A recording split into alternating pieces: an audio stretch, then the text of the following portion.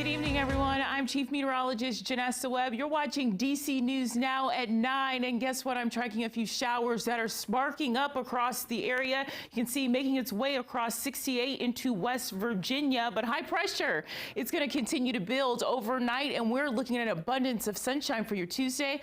Let's talk about that forecast coming up.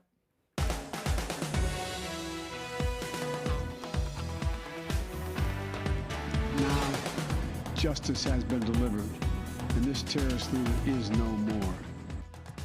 On DC News Now at 9, a U.S. airstrike kills one of the world's most wanted terrorists. President Biden addressing the nation following the death of al-Qaeda's top leader. And on the heels of a major hiring spree, 4 women suing DC's fire department alleging discriminatory practices. We're live with more on that lawsuit. And good evening. Thanks for joining us tonight at 9 at DC News Now. I'm Chris Flanagan. And I'm Mark Hall, filling in for Tasmain Mahfouz, who has the night off. Our top story, DC's Attorney General is trying to hold a nonprofit leader accountable after what he calls a failure to fulfill its mission. Yeah, our Mariel Carbone has been following this story for us tonight. She says investigators believe the organization's founder fled the country and taking tens of thousands of dollars with her.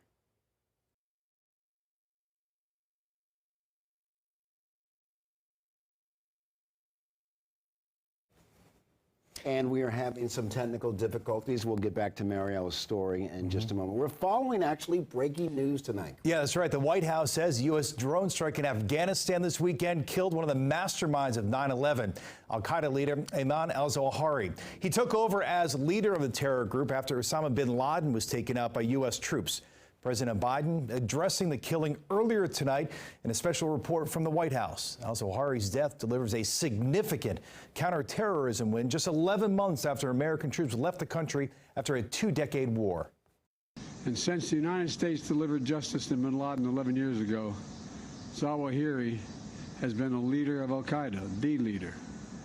From hiding, he coordinated al-Qaeda's branches and all around the world, including setting priorities for providing operational guidance that call for and inspired attacks against U.S. targets.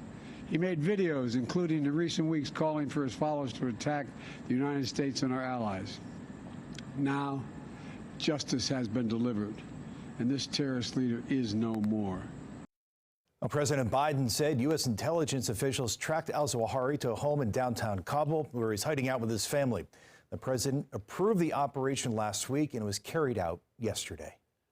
A Washington, D.C. man accused of posing as a federal agent has pleaded guilty. In court today, Arian Tahazardeh admitted he pretended he was a member of law enforcement in order to get close to Secret Service agents in the Department of Homeland Security. His scheme involved defrauding apartment buildings out of hundreds of thousands of dollars of rent he never paid for and installing secret cameras to record women engaged in sexual activity. Tahazardeh will be back in court in November. A second person connected to the case was arrested back in April, but is not pleaded guilty. Well, it's often a dangerous job, yet thousands of people put their lives on the line to protect us. That's right. Tonight, D.C. needs more firefighters to join its ranks. Dave LaValle joins us from outside the Georgetown Fire Station. And Dave, the recruiting call comes as the department faces allegations of discrimination. Chris and Mark, more than 2,100 men and women make up the D.C. Fire Department. It involves difficult work and oftentimes long hours, and now the department has posted the Help Wanted sign as it tries to attract more people. Engine Company 2 responds to another call. It's among the estimated 250,000 calls DC firefighters and EMS respond to a year, according to the district. The emergencies include fires, crashes, and other life-threatening situations. It's not a job for everyone, considering how physical it is. Now the department needs more people to fill its ranks. We continually have retirements and other people and the sick leaves and such. So we're actively recruiting. We want to bring the department up to full strength. The department could not say how many people short it is. The department seeks new applicants from all backgrounds with hopes of attracting more women and candidates of all cultural backgrounds. This is a very diverse city. We want our fire department to reflect that diversity. But that pledge is now challenged. 4 black female firefighters have filed a federal lawsuit against the district.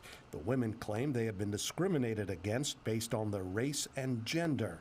The suit also alleges they have been treated unfairly when it comes to pay and promotion. They also say the department houses a, quote, hostile work environment to black female firefighters. The department declined to comment on the suit. The attorney for those firefighters told us a short time ago, quote, "This is not a case of an isolated incident, but a series of actions taken over the years." She plans to take the suit to court. Live in Northwest, Dave Laval, DC News Now. Dave, thanks. So more monkeypox vaccines will soon be on their way to Virginia, but supply is limited. Capitol Bureau reporter Jackie DeFusco is here with where things stand and what's next. Well, at last check, Virginia had 105 confirmed cases of monkeypox, which can cause a severe rash and flu-like symptoms. Now, the Department of Health says that at this point, the risk to the general public does remain low, but still many are eager to get that vaccine. The Virginia Department of Health expecting more than 15,000 additional doses of the monkeypox vaccine to arrive this month in 3 waves, with the first batch set to get here August 8th. Wyatt Gordon wasting no time getting in line. After the experience of COVID, I have been hyper vigilant about any potential pandemic, so I reached out to them probably about 5 months ago. Then last week, filling out a new interest form from the Richmond-Henrico Health District as vaccine eligibility expands. For now, still waiting on an appointment. Fingers crossed. The Virginia Department of Health says more than 700 first doses have been given out so far and at least 13 second doses. The new batch of shots comes as some believe the Biden administration's response has been too slow. I think it's really frustrating knowing that the federal government was sitting on hundreds of thousands of doses. Stephanie Wewall, director of VDH's Division of Pharmacy Services, thinks the federal government has moved quickly, but at this point, we do not have enough supply. Wewall says vaccine eligibility remains limited to Virginians with a recent monkeypox exposure and those at high risk of coming into close contact with an infected person. The criteria for high risk, including sex workers, as well as gay and bisexual men with multiple recent sexual partners. Now, a recent change just in from the Department of Health. I'm told that local health districts will now be in charge of ordering their own monkeypox vaccines. Then the federal government, not the state, will decide how to prioritize those doses based on need. However, I'm told that all localities that request these doses should get at least some. Reporting in Richmond, I'm Jackie DeFusco. And in our next half hour, we'll tell you about Washington, D.C.'s newest vaccine clinic and the plan to get more doses of the vaccine in parts of Maryland. And Chris, the D.C. Health Department now offers a free COVID treatment through telehealth. The partnership with Color Health is open to D.C. residents 18 or older who have tested positive for COVID and are considered high risk. The treatment, Palaxavid, is said to lower the risk of hospitalization and developing worse symptoms. Residents will need to request a telehealth consultation through Color Health beforehand to see if they are eligible. All right, time now for a check on the forecast with Chief Meteorologist Janessa Webb. And Janessa, the end of the work week will be a little toasty, but tomorrow looks like a pretty good day.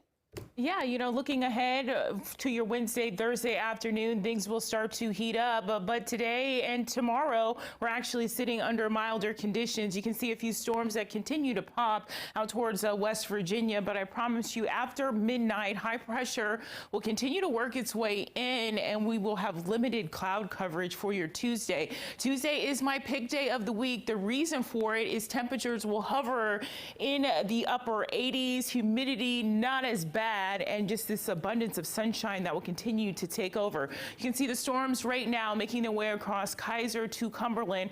I was watching one tornado-warned storm that just expired across that area, and so now we're watching this really dissipate as it makes its way to the east. It's sitting out towards Winchester to Martinsburg. This will continue its track north and east and really lose its force as it continues that way. Now, temperature change just compared to over the weekend. We are about 10 to nearly 15 degrees, actually warmer for this time of year, and that's going to continue to be the trend as we head into the next few days. Look at tomorrow afternoon, we're back in the upper 80s, but then the warm, humid air starts to be felt by Wednesday afternoon. Some of these heat indexes by Thursday near the triple digits. We'll take a look at that forecast coming up. All right, Janessa, thanks. All right, back now, their top story tonight. D.C.'s Attorney General trying to hold a nonprofit leader accountable after what he calls a failure to fulfill its mission. You know, Mary R. Carbone has been following this story for us tonight, and she says that investigators believe the organization's founder fled the country, taking tens of thousands of dollars with her. Marielle. You love the work, you love giving back, but then the flip side of it was Ruby Corrado. Which eventually led Taylor Leanne Chandler to leave Casa Ruby. And when I left that day, even though I needed the job, there was such a relief. Chandler worked at Casa Ruby, a D.C. nonprofit that provides transitional housing for the LGBTQ community in 2018. First as a house monitor, then as an external affairs manager. During that time, she says her paychecks were inconsistent. Sometimes I'd get paid on time, sometimes I'd get paid late, but then there was times where it got so dramatic that it was like 10 weeks without pay. Chandler says she's been shouting about the mismanagement for years. To see action now is too little, too late.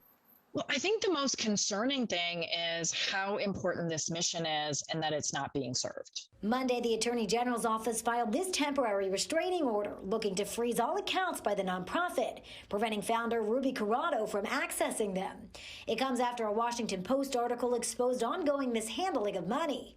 The center closed in July. Employees were left without a job, some of which hadn't been paid since May. In investigating this matter, we learned that the former executive director was the sole signatory on the account for the organization, and that there was no oversight on where this money was, how much was still in the account. According to the motion, Casa Ruby received $3.8 million in grants and donations in 2020, plus $9.5 million in grants from various district agencies over the last 5 years. Meanwhile, Corrado has spent at least $60,000 since 2021 on credit card bills, meals, and travel to El Salvador. I'm glad it's happening, but at the same time, it makes me angry. You know, it looks good for the people involved, the bureaucracy, but the damage is done.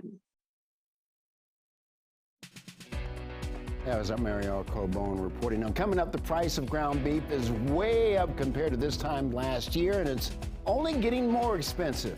Why you won't see relief anytime soon. And later on, official election results out for one Maryland county. Find out who gets to compete for the top spots this fall. You're watching DC News Now at 9, covering news from where you live, from the nation's capital to the Mountain State. Stick around. We're right back with more news and weather after this.